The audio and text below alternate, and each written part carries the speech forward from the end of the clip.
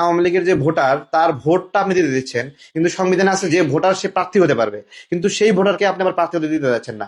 এই দ্বিমুখী আচরণ কেন? তো আওয়ামী লীগ এরকম একটা বড় এস্টাবলিশমেন্ট, যাকে দ্রুত থাপ্পড় দিয়ে বসায় দেওয়ার মতো আইটেম না। যারা এটা বোঝে না তারা আমার কথা বুঝবে না। যে আওয়ামী লীগের ভোটাররা কি অপরাধী? সেই ভোটাররা তো অপরাধী না, এটা তো বোঝা যাচ্ছে যে তাদের ভোট চাচ্ছে। আপনি, ঠিক আছে, এটা একটা বড় শক্তি, যেই শক্তি সমাজে প্রাসঙ্গিক।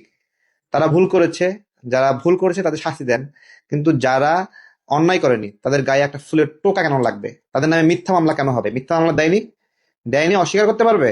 মামলা বাণিজ্য করেনি, কোন দল করেনি? সব দল মিলে করেছে। তো এই যে করেছে, এটা শেষ কোথায়? এই দিনই দিন, দিন শেষ, আর কোনোদিন ভিন্ন রকম হবে না। ভাই, যখন যে বিজয়ী হয় সেই হলো মানে হলো বিচারক। বিজয়ীরাই তো বিচারক, যে পরাজিত হয় তাকে আসামি বানায় শাস্তি দেয়, এই তো, এইরকমই তো। তো সারা জীবন আপনার হলো একজন পরাজিত হিসেবে থাকবে নাকি?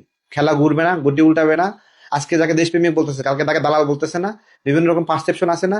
এগুলো যখন ভারসাম্যের কথা বলি, আমরা মিডিয়েশনের কথা বলি, তখন মানুষ এগুলো বোঝে না, ভাবে যে গায়ে জোরে সব চিপ্পা ধরে বাঁধে রাখবে। এত সোজা? হ্যাঁ, এত সোজা বলেন? আমরা কি বলছি? আমরা বলছি একটা নিরাপদ বাংলাদেশ, আমরা বলছি হাদির জীবন নিরাপদ, আমরা বলছি আমার জীবন, সবার জীবন নিরাপদ।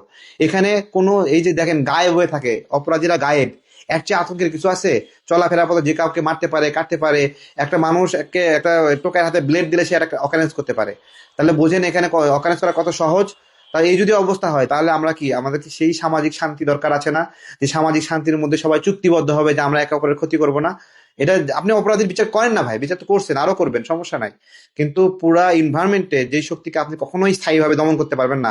অহেতুক তাদের সঙ্গে একটা নির্বাচনে জেতার জন্য, ভোটে জেতার জন্য একটা দ্বন্দ্ব লাগায় রাখবেন।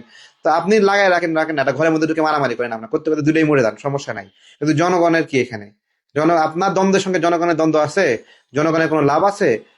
আপনি ক্ষমতায় যাবেন না, ক্ষমতা থেকে নামবেন, জনগণের কি তাতে? তাই না? আপনার ভাগ্যের বদল হবে, জনগণের ভাগ্য বদল হবে? হবে না। জনগণ কি চায়? জনগণ চায় একটা প্রতিযোগিতামূলক পরিবেশ। জনগণের, সব জনগণ কি আপনার হলো মানে অপরাধী?